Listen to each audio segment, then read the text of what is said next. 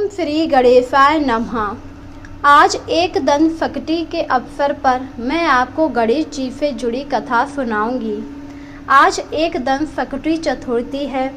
इस दिन विधि विधान के साथ गणेश भगवान की पूजा करने और कथा सुनने से सभी विघ्न दूर हो जाते हैं और कभी किसी चीज़ की कमी नहीं होती। ऐसी मान्यता है एक दंत सकटी चतुर्थी की कथा सभी को मंगल करने वाली है।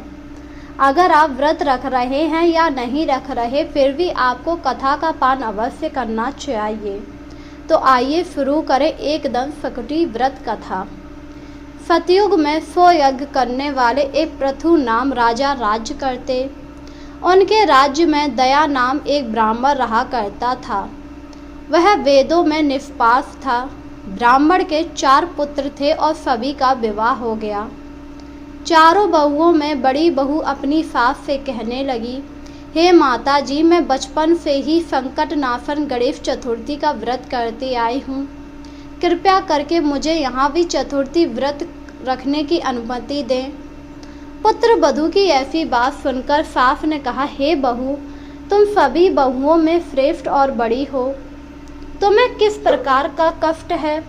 ना ही तुम यक्षिणी हो, ना ही भिक्षुणी। ऐसी स्थिति में तुम किस लिए व्रत रखना चाहती हो? हे सौभाग्यवती, अभी तुम्हारा समय उपभोग करने का है और व्रत रखकर तुमको क्या ही करना। लेकिन बड़ी बहू नहीं मानी और व्रत करने लगी। कुछ समय बाद बड़ी बहू ने एक सुंदर पुत्र को जन्म दिया। जैसे ही सास को जानकारी मिली बहू अभी भी व्रत कर रही, तो वह व्रत छोड़ने के लिए बहू को बाध्य करने लगी। ऐसा करने से गणेश जी बहुत ज़्यादा नाराज हो गए।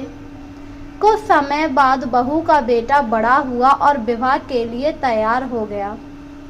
विवाह के दिन ही उसका अपहरण हो गया। इस अनहोनी घटना से शादी के मंडप में खलबली मच गई। सभी लोग व्याकुल होकर कहने लगे, लड़का कहाँ गया? किसने अपहरण कर लिया? बारातियों द्वारा ऐसा समाचार पाकर उसकी माता अपने सास से रो रो कर कहने लगी, हे माता जी, आपने मेरे गणेश चतुर्थी व्रत को छुड़वा दिया, जिसके परिणाम स्वरूप ही मेरा पुत्र गायब हो गया। अपनी पुत्र वधू के मुख से ऐसी बात सुनकर ब्राह्मण दयादेव और उसकी पत्नी बहुत ज़्यादा दुखी हुए।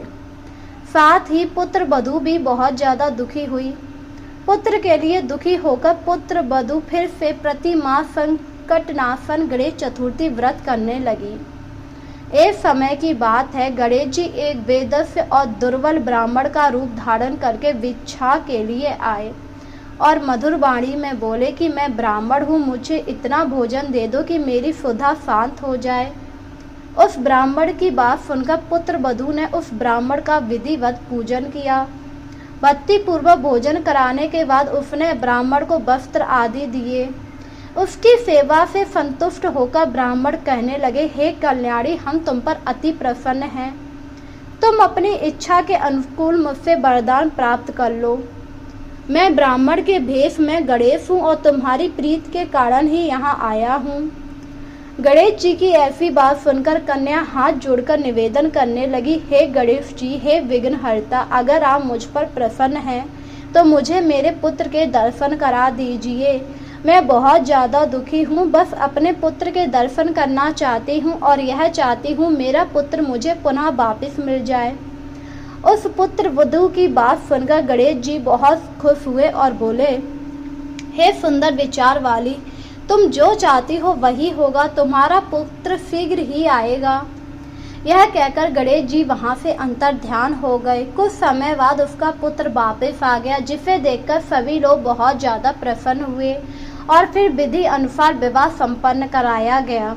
इसके बाद अब सास बहू मिलकर एक दंत सकटी चतुर्थी व्रत कथा करने लगी और व्रत को रखने लगी।